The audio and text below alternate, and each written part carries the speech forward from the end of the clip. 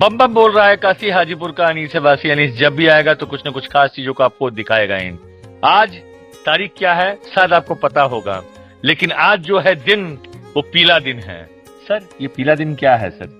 आज बसंत पंचमी, तो कहीं ना कहीं आज अबीर के साथ साथ और एक शुरुआत कह लें, नव वर्ष, नए साल, होली, फागुन सबका शुरुआत है।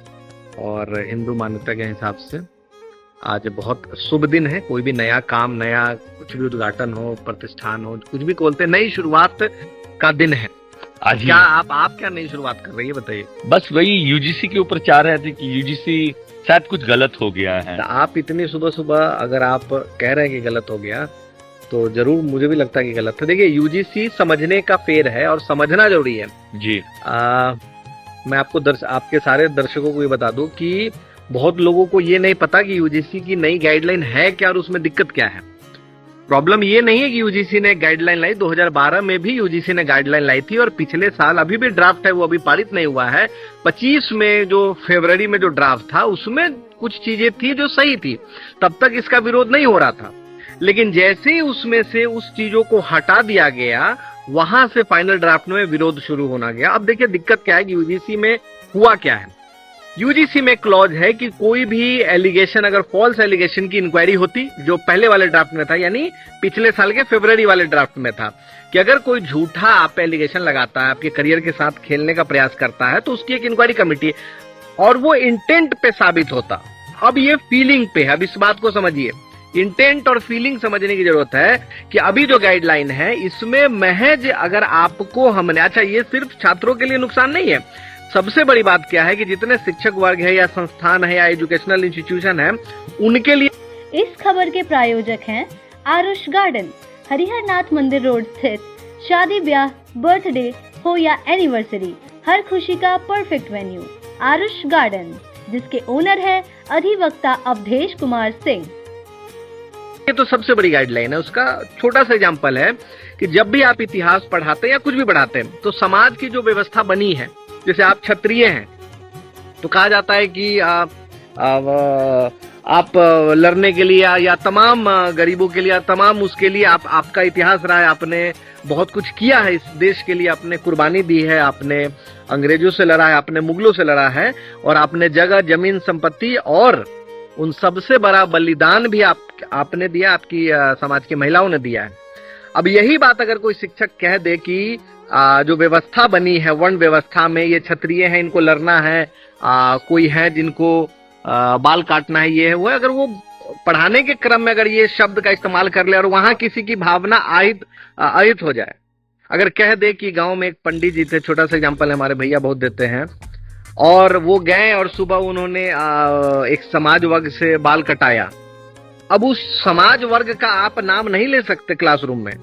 क्यों? आप ये नहीं कह सकते कि आप कहीं गए और जाने के क्रम में आपके पास पैसे नहीं थे और कहीं किसी, जैसे अभी आपको किसी नहीं, सुनिए, अभी आप डीएम मैडम के पास जाए और आपका जूता गंदा है और आप इसको साफ करने गए, तो जहां भी जा रहे हैं उस समाज का शब्द आपने अगर ले लिया तो भी उस फीलिंग के मात्र से भी आप पे केस हो सकता है, इंक्वायरी हो सकती है, आपकी डिग्री रोकी जाएगी। और अब तक दुख की बात ये थी कि समाज, जात, पॉलिटिक्स अब तक सिर्फ 18 से पहले हुआ करता था, यानी आम जन में होता था, लेकिन अब 18 के नीचे यानी बचपन से ही अब इस युवा को धकेल दिया गया। अब आपस का जो प्रेम है, जैसे आप किसी और समाज से, हम किसी और समाज से, हमारा प्रेम खराब हो रहा है 30-35 में, जब हम आते हैं कि हमारी राजनीतिक स्टैंड ये है, हमारी पॉलिटिकल स्टैंड है। लेकिन बच्चों के दिमाग में ये शुरू से इक्वलिटी क्या होता है उसका डिफिनेशन मैं आपको बताऊं,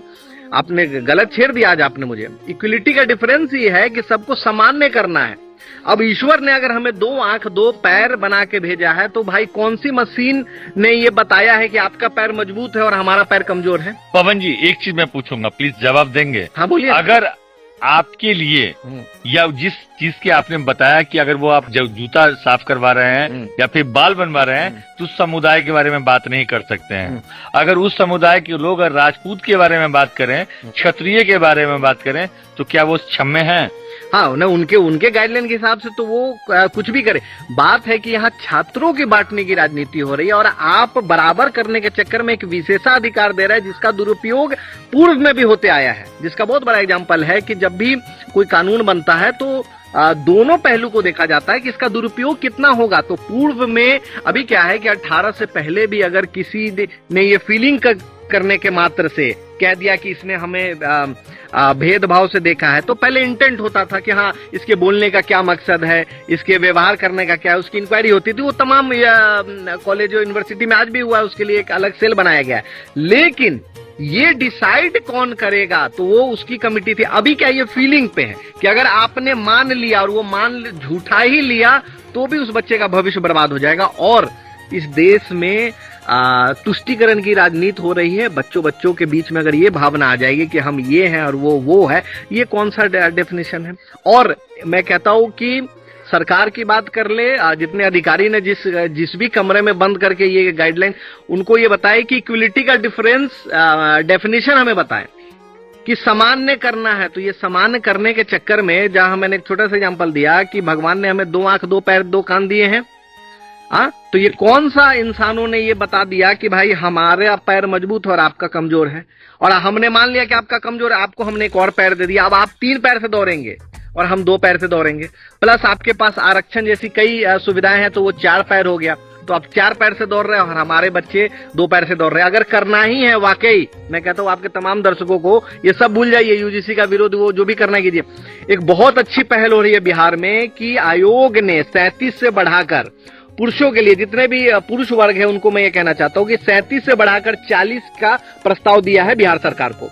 और इसी जनवरी में, अगर आपकी इन सब की लड़ाई में ऐसा ना हो, इसी जनवरी के एंड तक यानी 31 जनवरी तक सरकार को और आयोग को इस पे विचार करना है। तो यहां आप मजबूती दिखाएं कि 37 से जो 40 का विंडो है, यानी 3 साल को जो बढ़ना है, क्योंकि कोविड के दौरान बहुत सारे कॉम्पिटिटिव एग्जाम में लोगों का समय बर्बाद हुआ, तो 37 से 40 का जो प्रस्ताव गया है उसके लिए भी आप मजबूती से आवाज उठाए, तब आप समान व्यवहार करके छात्रों के लिए आप अच्छा करेंगे। पवन जी, मंडल आयोग भी हमारे ही कास्ट के लोगों ने दिया था, आज उसी का लाभ लोगों ने दिया था, वो क्षत्रिय समाज ने दिया था। आप क्षत्रिय समाज से नहीं, हम उस समाज से हैं, हम मानवता के समाज से हैं। मानवता के समाज से हैं, ठीक है। और क्षत्रिय तो वो समाज है जो, ये बहुत कंफ्यूजन है, ये बहुत अभी पूरे देश में क्षत्रियों ने इसको बहुत अपने गर्व का विषय ले लिया कि हमारे यही गलती करती है क्षत्रिय। आपके समाज की सबसे बड़ी कमी क्या है कि लड़ाई किसी की भी हो, सबसे पहले जो कूद जाता है, जिसको आजकल मैं कहता हूं कि बैल बुद्धि, क्षत्रियों की बैल बुद्धि हो गई है कि लड़ाई किसी की भी हो सबसे पहले यही कूद जाते हैं। अब इस पूरे लड़ाई में आप पूरे देश में देखें, जो सबसे ज्यादा आवाज मजबूत कर रहे हैं वो क्षत्रिय कर रहे हैं। क्यों? क्योंकि क्षत्रिय वो समाज है जो गरीब, वंचित और पिछड़ों के पीछे और उनके हक की लड़ाई अगर किसी ने इतिहास से लेके अब तक लड़ा है, वो है क्षत्रिय समाज। लेकिन अगर स्वर्ण की बात हो तो पूरे स्वर्ण समाज को आप कहिए कि ये सबकी लड़ाई है, आप लोग लड़िए और इस बार हम लोग बैठ के देखेंगे कि लड़ाई आप कितना सफल लड़ रहे हैं। आप लड़िए और आगे कटवट के मर जाइए और फिर हमने तो पूरा जगह जमीन दे दिया, हमने आज हमें ही साबित करना पड़ता है कि आपने क्या योगदान दिया। अरे हमने तो जौहर भी दिया, हमने तो बलिदान भी दिया और हमने तो अपनी जगह जगह संपत्ति भी दे दी। तो इस बार इसी यूजीसी में मैं तो कहता हूं तमाम क्षत्रिय राजपूत समाज से कि आप पीछे बैठिए और बाकी समाज को